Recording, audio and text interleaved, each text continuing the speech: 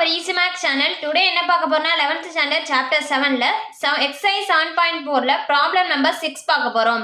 problem number 6ல என்ன கொடுத்திருக்காங்கன்னா determinant of logல எல்லாமே values கொடுத்திருக்காங்க. இந்த ரெண்டு determinant வேல்யூவோட பெருக்கல் மதிப்பு என்ன அப்படினு சொல்லி கண்டுபிடிக்க சொல்லிருக்காங்க.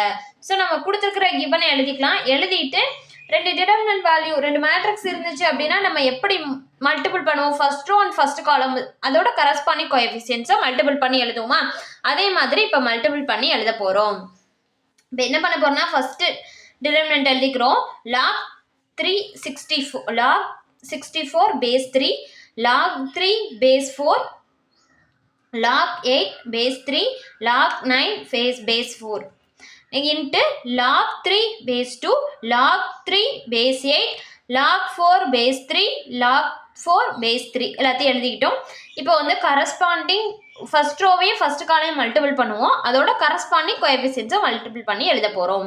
இப்போ log 364 into log 3 2 plus log 3 4 into log 4 base 3 எழுதியாச்சு. அதே மாதிரி இதையும் மல்டிபிள் பண்ணோம் அப்படின்னா நமக்கு என்ன கிடைக்கும்னா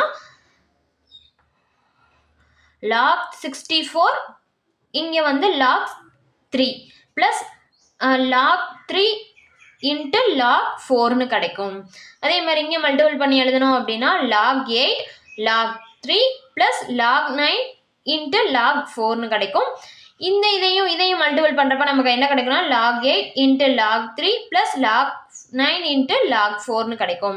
நெக்ஸ்ட் ஸ்டெப்ல என்ன பண்ண போறோம் அப்படின்னா இந்த இது ரெண்டுமே log into log இது மல்டிப்ளிகேஷன்ல தான் இருக்கு. இதோட பேஸும் இதோட பவரும் சேமா இருந்துச்சுன்னா லாகோட ப்ராப்பர்ட்டி படி நம்ம எப்படி எழுதிக்கலாம் log of 64 base 2 னு எழுதிக்கலாம். இதுவும் சேமா இருந்துச்சுன்னா இதை வந்து நம்ம ஜாயின் பண்ணி log of 64 base 2 னு எழுதிக்கலாம். அதே மாதிரி ஒவ்வொரு இதுலயும் எழுத முடியும். ஏன்னா இங்கே நமக்கு 3 இதுல பேஸும் இது பவரும் சேமா இருக்கு. ஸோ log 3 னு எழுதிக்கலாம்.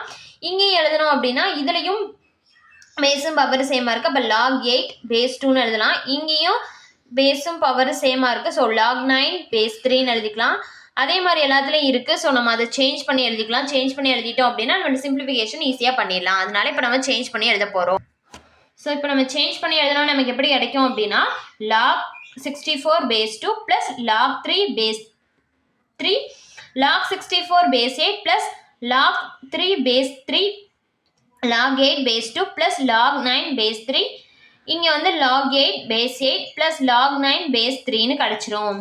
நெக்ஸ்ட் ஸ்டெப்ல என்ன பண்ண போறோம் அப்படின்னா இங்க வந்து நமக்கு பேஸும் பவர் சேமா வர்ற மாதிரி சேஞ்ச் பண்ண போறோம்.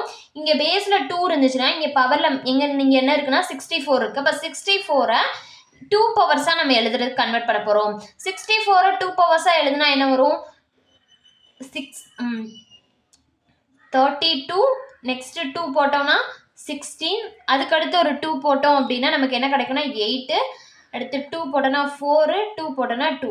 இப்போ நம்ம எப்படி எழுதிக்கலாம் இங்க எத்தனை 2 இருக்கு 1 2 3 4 5 6 இப்போ 2 பவர் 6 னு எழுதிக்கலாம். 64 எப்படி எழுதிக்கலாம் 2 பவர் 6 னு எழுதிக்கலாம். ஸோ இங்க 64க்கு பதிலா நம்ம என்ன போட்டுக்கிறோம் அப்படின்னா 2 பவர் 6 னு போட்டுக்கிறோம். ஸோ 2 பவர் 6 னு போட்டோம்னா இந்த 6 பவர்ல மேலே இருக்கிறத அதை நம்ம லாக்னு வர்றப்ப அதை முன்னாடி கொண்டு வந்துக்கலாம். அதனால முன்னாடி கொண்டு வந்து எழுதிக்கிறோம் 6 into log 2 base 2 னு எழுதிக்கிறோம். பிளஸ் இங்க வந்து 3 இங்கேயும் 3 தான் இருக்கு இங்கேயும் 3 தான் இருக்கு. ஸோ அதை அப்படியே வச்சுக்கிறோம். இங்க வந்து கீழே பேஸ்ல 8 இருக்கு. இந்த 64 8 வர மாதிரி நம்ம எழுதலாம். எப்படி எழுதலாம் 8 squared equal to 64. ஸோ நம்ம 2 வந்து பவர்ல இருக்கிறத முன்னாடி கொண்டு வந்தோம்னா 2 into log 8 base 8 னு எழுதிக்கலாம். பிளஸ் இங்கே 3 சேமா தான் இருக்கு. ஸோ அதை அப்படியே வச்சுக்கிறோம் log 3 base 3 னு எழுதிக்கிறோம். இங்க வந்துட்டு 2 இருக்கு இங்க 8 இருக்கு. அப்ப 8 வந்து 2 கியூப்னு எழுதிக்கலாமா 2 கியூப் equal to 8. ஸோ 2 கியூப்ல 3 பவர்ல இருக்கிற மேல இருக்கிறத கீழே கொண்டு வந்துடும் முன்னாடி கொண்டு வந்துடும். அப்ப 3 into log 2 base 2 னு வந்துடும். பிளஸ் இங்க 9 எப்படி எழுதிக்கலாம் அப்படின்னா 3 ஸ்கொயர்டுன்னு எழுதிக்கலாம். அப்ப 3 ஸ்கொயர்னா 2 வந்து முன்னாடி கொண்டு வந்துடும் log 3 base 3 னு வரும். பிளஸ் இங்க வந்து log 8 base 8 பிளஸ் இங்க வந்து 3 இருக்கு இங்க 9 இருக்கு. ஸோ இதையும் எப்படி எழுதிக்கலாம்னா 3 ஸ்கொயர்னு எழுதிக்கலாம். 2 வந்து முன்னாடி கொண்டு வரணும்னா log 3 base 3 னு கிடைச்சிரும். இப்போ log பேஸும் பவரும் சேமாக இருந்துச்சுன்னா லாகில் நமக்கு கேன்சல் ஆகி 1ன்னு தான் வேல்யூ கிடைக்கும். ஸோ இதோட வேல்யூ 1, அதனால இங்கே இப்போ 6 × 1 1ன்னே கிடச்சிரும். இதோட வேல்யூ வந்து 1 தான், இங்கே ஒன்றுமே இல்லை. ஸோ +1 இங்கேயும் 1ன்னு கிடைக்கும். ஸோ 2 இங்கேயும் 1 தான் கிடைக்கும். அப்போ அது 1, அப்போ 2 + 1 இங்கே log 2ஓட வேல்யூ log 2 base 2னா இதுவும் கேன்சல் ஆகி நமக்கு 1ன்னு தான் கிடைக்கும். அப்போ 3 ப்ளஸ் இங்கேயும் வந்து 3 தான் கிடைக்கும். சரி, இங்கேயும் 2 தான் கிடைக்கும். அப்போ 3 + 2. நெக்ஸ்ட் வந்து இங்கே வேல்யூ பார்த்தோன்னா log 8 base 8 கேன்சல் ஆகி +1 இங்கே வந்து 2 × 1 2னே கிடச்சிரும். இப்போ டிட்டர்மினன்ட் ஆஃப் 6 + 1 2 + 1 3 + 2 1 + 2ன்னு கிடைக்கிறோம். இப்போ எல்லாத்தையும் ஆட் பண்ணி போட்டோம் அப்படின்னா 6 + 1 7 2 + 1 3 5 + 2 3 + 2 வந்து 5 1 + 2 3ன்னு கிடைக்கும். பட் 2/2 மேட்ரிக்ஸோட டிட்டர்மினன்ட் வேல்யூ நம்ம எப்படி கண்டுபிடிப்போம்? கிராஸ் ரெண்டு சைடும் கிராஸாக மல்டிபிள் பண்ணி மைனஸ் வேல்யூ போட்டால் நமக்கு ஆன்சர் வந்துடும். அப்போ 7 × 3 வந்து 21.